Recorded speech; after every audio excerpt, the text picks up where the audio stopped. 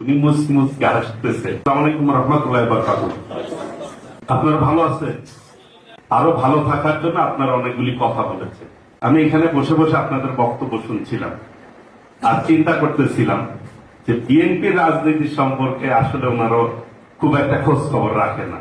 আপনাদের বক্তৃতায় মনে হয়েছে আমার। কারণ কি, ইতিমধ্যে বিএনপি 31 দফা দিয়েছে। সেই দফাতে এই প্রাইমারি শিক্ষাকে সর্বোচ্চ গুরুত্ব দেওয়ার কথা বলা হয়েছে এবং দেশনায়ক তারেক রহমান এ পর্যন্ত যে কয়টা বক্তব্য রেখেছে আমাদের সামনে এবং 31 দফার কর্মশালা নিয়ে আমি বিভিন্ন জায়গায় গেছি। সবচেয়ে লোভনীয় চাকরি হবে প্রাইমারি স্কুলের চাকরি আগামী দিনে বিএনপি ক্ষমতায়। আপনারা নিজেরা ভাবতেছেন বেতন কাঠামো নিয়ে। তারেক রহমান বলেছেন আল্লাহ যদি বিএনপিকে ক্ষমতায় আনে বা দেশ পরিচালনার দায়িত্ব দেয়, উনি যদি আল্লাহর চায় তো প্রধানমন্ত্রী উনিই হবে আল্লাহর রহমতে। একটি বিল্ডিং এর যে ফাউন্ডেশন, মূল ফাউন্ডেশন হচ্ছে প্রাইমারি। এই জায়গায় যাতে শিক্ষিতরা, ছেলেরা যদি শিক্ষিত হয়, আচার ব্যবহার ঠিক থাকে, এটাই কিন্তু গড়ার মেইন ক্ষেত্র।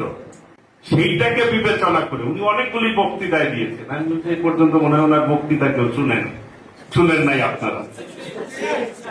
উনি বলেছেন বেতন কাঠামো সর্বোচ্চ করবে, যাতে করে অনেকে প্রাইমারি শিক্ষক কেউ যেতে চায় না, ভালো ইয়েরা বিসিএস দিবে, ক্যাডার তো দূরের কথা, সবচেয়ে দামি চাকরি হবে আপনাদের চাকরি। এই ব্যবস্থা বিএনপি এইভাবেই উনি চিন্তা করতেছে।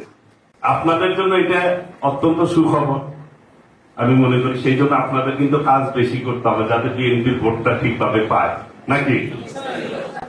এটা আমার বলার উদ্দেশ্য হচ্ছে যে ইতিমধ্যেই দেশনায়ক তারেক রহমান এই ব্যাপারে সর্বোচ্চ গুরুত্ব দিয়ে কাজ করে যাচ্ছে, প্ল্যানও করে যাচ্ছে কিভাবে এটি করবে, যাতে ক্লাসের ফার্স্ট বয়রা মনে করে যে না প্রাইমারি শিক্ষক হবার। এইভাবেই আপনাদের বেতন কাঠামো নির্ধারণ করবে ইনশাআল্লাহ। সামনের দিনগুলি আপনাদের আশা করি ভালো যাবে। উনি মুসকি মুসকি হাসতেছে। বাস্তবে বিএনপি এটি করবে, কারণ আপনারাই বক্তৃতায় বলেছেন যে একজন শিক্ষকের মূল যে ভিত্তিটা, একটা ছাত্রের মূল যে ভিত্তিটা, সেটা কিন্তু আপনারাই করে দেন।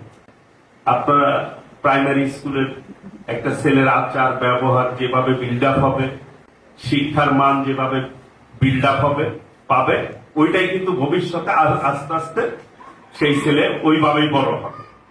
কাজে আপনাদের ভূমিকা কিন্তু অত্যন্ত গুরুত্বপূর্ণ।